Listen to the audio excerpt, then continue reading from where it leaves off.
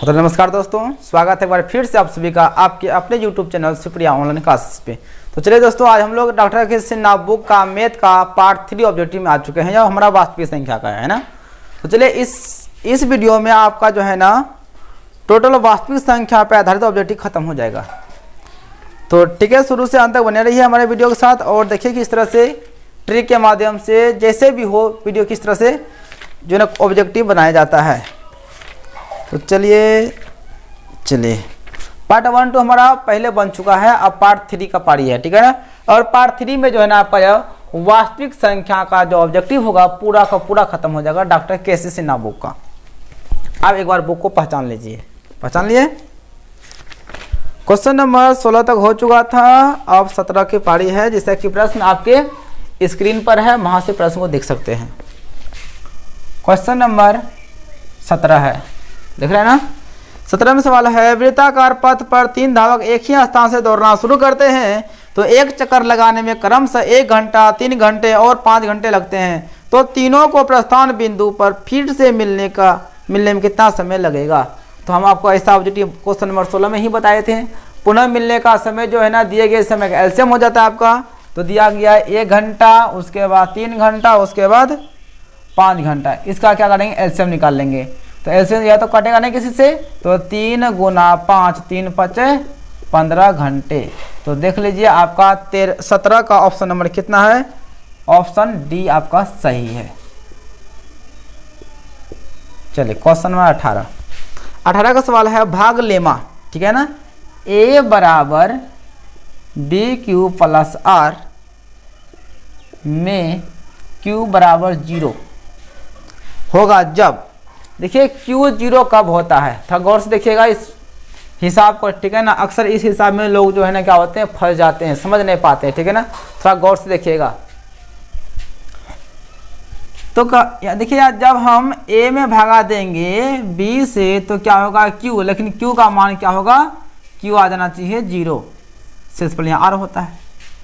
तो चलिए हम एक सिंपल सा एग्जांपल लेकर आपको हम बता रहे हैं। अगर हम 2 से भागा देते हैं 3 में तो 2 एकम 2 1, क्या यहाँ 0 आया, जी नहीं 0 आया। चलिए अब लेते हैं, अगर यहाँ 5 भागा 6 या 7 8 9 10 कोई भी ले सकते हैं, आपका मर्जी। तो 5 एकम 5 1।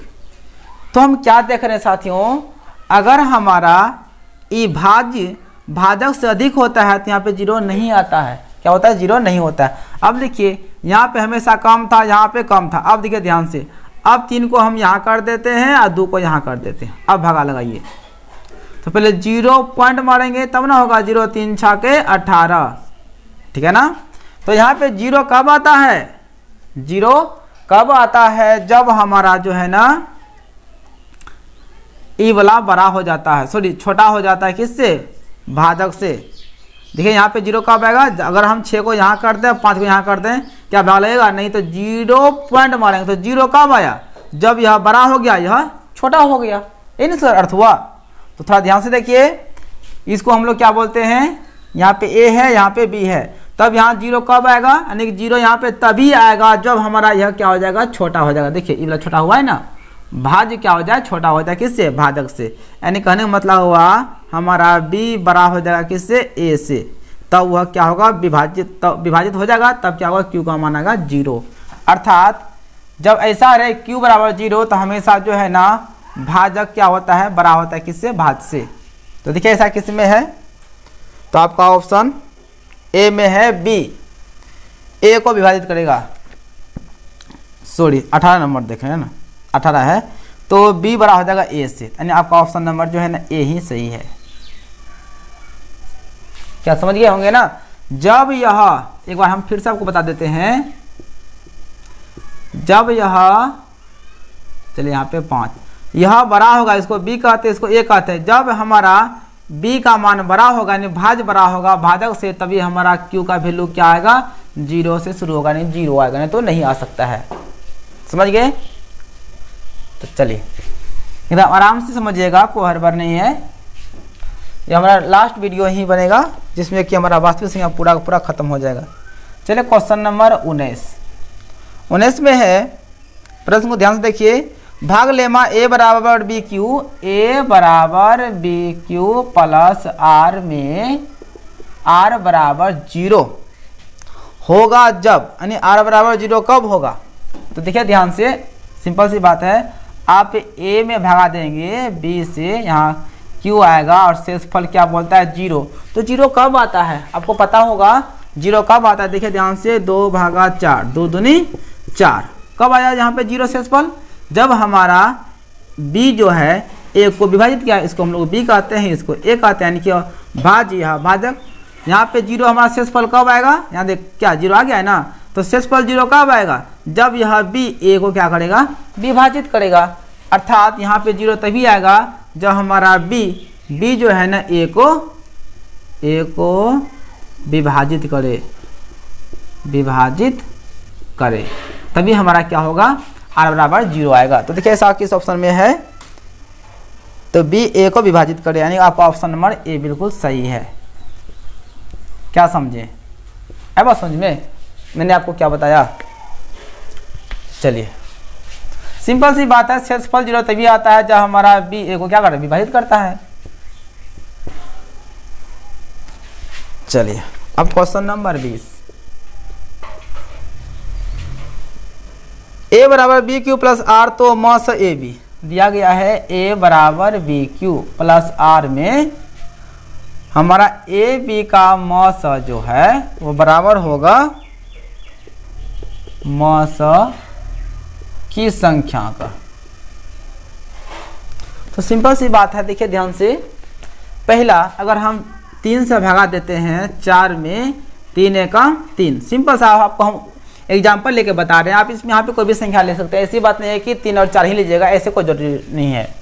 तो 3 एकम 3, तो क्या जो पहले दिया हुआ था हमारा यहाँ ए यह बी, क्या इससे मौसा निकला? नहीं निकला। तो अगला स्टेप चलेंगे, तो यहाँ पे 3 को यहाँ लाएंगे, यहाँ पे 3 बार में खत्म हो गया आपका, 3 बार में 3 खत्म हो गया।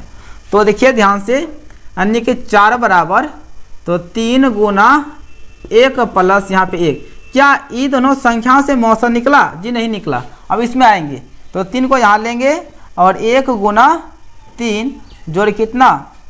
0 शेषफल। तो क्या इसमें मौसा निकला? जी निकल गया, यहाँ पे 1, एच से आपका कितना निकल गया? 1। ठीक है ना, यहाँ से क्या सीख मिलता है? तो हमारा ए बी का मौसा नहीं निकला। अब अगला जो संख्या आने वाला वो किस पे निर्भर करता है? वह जो है ना इस पे निर्भर करेगा और शेषफल पे करेगा, है ना, यानी आर पे करेगा। कहने का मतलब यहाँ पे होगा क्या, जो हमारा बी है ना, जब विभाजित करते हैं तो क्या होता है? ध्यान से देखिए यहाँ पे, जिसे हम देते हैं भागा बी से ए में, क्यू का मान कुछ आ गया, शेषफल कुछ बच गया, ठीक है ना। फिर इसको घेरते हैं, इसको यहाँ लाते हैं, तब अगला जो हमारा एच होगा ना, तो इस पे निर्भर करता है, यानी कि आर और बी विभाजित करेगा ना, आर बी को विभाजित करेगा तो हमारा एच निकलता है। कहने का मतलब हुआ यहाँ पे बी और आर। अगला स्टेप ए बी से तो निकला नहीं, देखिए यहाँ देखिए ए बी से मौसा निकला नहीं। अगला बोलता है कि इसी संख्या में से मौसा कौन होगा? तो बी और आर से निकलेगा। तो बी और मतलब आर बी, यानी पहले बी लिखना है बड़ी संख्या, उसके बाद आर लिखना है। तो देखिए ऐसा किस ऑप्शन में है? 20 नंबर का बी आर, आपका ऑप्शन ए बी ए ही सही है। समझे? तो इस चीज़ को थोड़ा गौर से देखना पड़ेगा, हाथ में ही है, ठीक है ना, थोड़ा गौर से देखना पड़ेगा, ठीक है ना, और कोई बात नहीं है। चलिए क्वेश्चन नंबर 21, यूक्लिड विभाजन एल्गोरिथम दो धनात्मक पूर्णांकों के निम्न में से किसे परिकलित करने की तकनीक है? तो यूक्लिड विभाजन में हम लोग हमेशा मौसा निकालते हैं, इसलिए बी का हो जाएगा, 2 का बी आंसर हो जाएगा मौसा। तो यूक्लिड विभाजन में आप लोग सभी जानते हैं कि मौसा निकालने का तकनीक है यूक्लिड विभाजन, बस हो गया। 22 में यदि दो संख्याओं का मौसा 15 और लस इतना है, तो देखिए ध्यान से, मौसा आपका दिया हुआ है 15 और लस आपका दिया हुआ है 30, तो संख्याओं का गुणनफल क्या होगा? बस जानते हैं कि संख्याओं का गुणनफल जो होता है, संख्याओं का गुणनफल जो होता है वह एचसीएफ और एलसीएम गुणनफल के बराबर होता है। दोनों गुणा कर दीजिए तो 30 गुना 15, 15 दूनी 30, 0, यानी कि 300 आपका आंसर आ जाएगा। तो आपका ऑप्शन नंबर किस में है? सॉरी, ओहो, 15 या 45, इसलिए देखने का कोई ऑप्शन में था ही नहीं। 15 या 45, 450 किस में है? तो आपका ऑप्शन जो है ना ए में है, आपका सही जगह ऑप्शन ए। चलिए क्वेश्चन नंबर 23 में है प्रत्येक धनात्मक सम पूर्णांक के लिए निम्नलिखित में कौन सा है सम के लिए। चलिए आपको हम डिटेल में समझाते हैं इसको, इस चीज़ को। कितना लोग इसमें कन्फ्यूजन में रह जाते हैं कि कौन सा होगा, है ना। चलिए कोई दिक्कत नहीं, छोटा सा वीडियो बनेगा, बिल्कुल डाउट दूर करके पढ़ना है, यस या नो। चलिए क्वेश्चन नंबर 23, चलिए ऑप्शन ए में है 2n+1, ऑप्शन बी में है 2n और सी में है आपका 3n और डी में आपका है नॉन, इनमें से कोई नहीं, ठीक है ना। चलिए इसमें हिंदी लिखा हुआ, मैंने हिंदी को नहीं लिखा। तो धनात्मक सम पूर्णांक देखते हैं कि इसमें सम पूर्णांक आता है और बात रहा n तो हमारा नेचुरल नंबर है 1 2 3 4 5 ये सब जानते हैं। चलिए पहले यहाँ धरते नेचुरल नंबर 1 धरते हैं, प्राकृतिक संख्या 1 तो 1 धरेंगे तो यहाँ गुना में 1 गुना 2 कितना हो जाएगा 2 1 3 धरेंगे। यहाँ पे अगर 2 धरेंगे, अगला संख्या 2 धरेंगे तो 2 दूनी 4 1 5, क्या सम आया? नहीं आ रहा है, इसको हटाइए। अब यहाँ धरिए 1 धरते हैं यहाँ पे तो 1 धरेंगे तो 1 गुना 2 आ जाएगा 2 और यहाँ धरते हैं इला 2 तो 2 दूनी 4, यहाँ धरिए 3 3 दूनी 6 धरिए 4 4 दूनी 8, सम आ रहा है ना। चलिए इसको भी जांच कर लेते हैं थोड़ा। यहाँ धरिए 1 तो 1 गुना 3 3 तो यहाँ पे 2 3 दूनी 6 धरिए यहाँ पे 3 3 3 9। तो देखते हैं क्या इसमें हमारा सम भी आ रहा है विषम भी आ रहा है। इसमें तो खाली विषम आ रहा है लेकिन इसमें क्या आ रहा है केवल सम आ रहा है। तो प्रश्न में कहता है कि निम्नलिखित में कौन सा धनात्मक पूर्णांक के लिए सत्य होगा? धनात्मक सम पूर्णांक के लिए तो आपका धनात्मक सम पूर्णांक ऑप्शन नंबर बी में आ रहा है। देखिए सब में केवल सम सम ही आ रहा है, केवल आपको सम ही पूछा है। अगर बोलता सम विषम दोनों तब ई वाला आंसर होता, केवल सम पूछता तो आपका ई वाला होता। लेकिन इसमें बोलता धनात्मक सम पूर्णांक के लिए, या धनात्मक भी है और सम भी है, यानी कि आपका ऑप्शन नंबर बी बिल्कुल सही है। चलिए क्वेश्चन नंबर 24 की बात करेंगे तो 24 में है 6250 के अभाज्य गुणनखंड में 5 का अधिकतम घात क्या होगा? पहले इसे करना है अभाज्य गुणनखंड। चलिए करते हैं। देखिए घात इसका पूछा है 5 का ना, जिसका घात पूछेगा उसी से विभाजित कर रहा हूँ, किसी से मतलब नहीं है। 5 का घात पूछा है तो 5 से, चलिए 5 से देते हैं। 5 का 5 5 दूनी 10 25 25 0, फिर 5 से 5 दूनी 10 25 25 0, 5 से 25 25 0, 5 से 5 कम 0, 5 से 5 दूनी 10। तो 5 का घात 1 2 3 4 5, यानी 5 का घात कितना आ गया? 1 2 3 4 5, 5 आ गया। 5 का घात 5, यानी कि 5 का घात यानी कि पावर कितना आ गया? 5 है। तो देखिए आपका ऑप्शन नंबर किस में है? ऑप्शन आपका बी बिल्कुल सही है। ठीक है, दिखा दे रहा है नीचे वाला? ए यार चलिए देख लीजिए, देख लिए। चलिए